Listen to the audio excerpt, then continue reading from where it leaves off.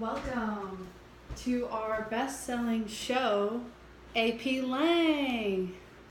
And now, presenting your host, Josie Dennis.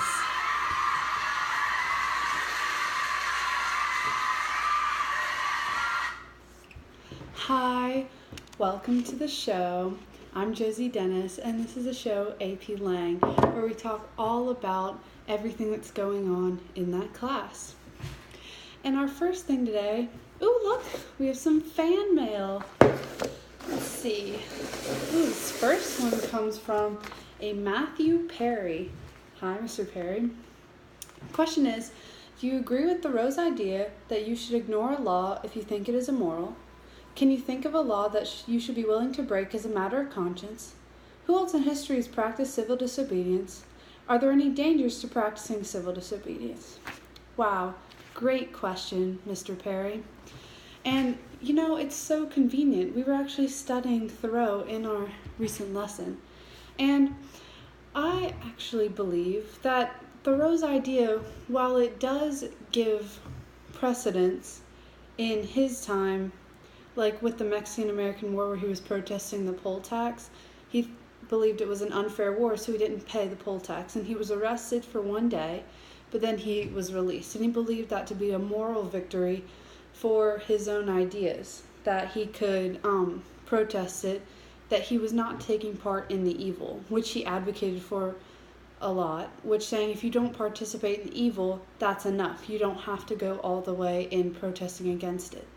But I believe that if you go as far as anybody that to not do a law just because you think it's immoral, well, that's a little too far, because then the government could not tell anybody to follow a law, and they couldn't keep anyone, and anarchy would be on us. If somebody didn't like a law just because it told them something that they didn't like, then they could just ignore it and say, well, that's against my morals, which would lead to anarchy, and nobody would really be contained by the law, which causes some very serious problems. But there are some laws that are trying to be passed in this progressive society that do inflict on some of our rights as citizens. The right to religion, protected by the First Amendment, is really under attack right now, because of how progressive things are in the United States, such as the legalization of gay marriage and more rights to abortion. And one law that should be allowed to break is administering abortions with Catholic nurses in hospitals that require that. I believe that nurses of the Catholic profession should not have to take part in any abortions, because it's against strictly the Catholic teaching, and anybody who takes part in an abortion, whether they're having it or they're aiding it, is a grave sin, and therefore it should not be able to infringe on their rights. But today, if you don't proceed with that law, then you are most likely going to get fired and lose your job, which is a poor source of income, especially in this increasing society. So people are very unwilling to do that, which just shows how poor that is. It reflects on Thoreau's ideas that if something is so immoral, then you should be able to take that right to the government and say this isn't right and protest it, but not take it as far as every law should be up to subjective opinion.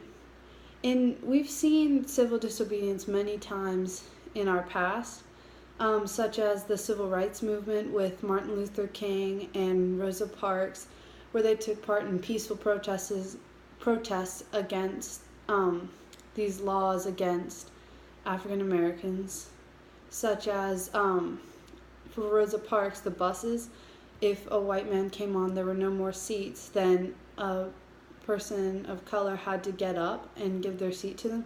Rosa Parks said, no, this is not right, this isn't fair, especially since now they were since the civil rights movement was just picking up with Thurgood Marshall and all of the lawyers trying to get more rights for them, they simply took them. She did not give up her seat on the bus, but she was arrested for it, and that was seen as a spark to the entire movement. They had a bus boycott, which did not actively go against the government. They weren't violently outbreaking, but it showed the government how much of an impact it would make. And eventually the laws were changed and they were allowed to be on the whatever seat they wanted on the bus.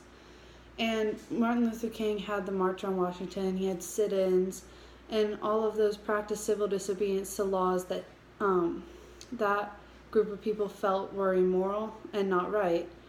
And they caused the progress that we've made with the minority groups, and they helped civil rights acts and many different organizations to promote civil rights. As I said before, civil disobedience has its flaws when you take it too far.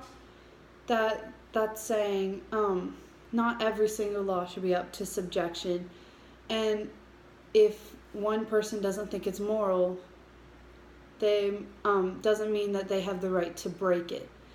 And so, like, if one person thinks that for example, like, rape is okay for them, that doesn't mean that they can break the law and do that.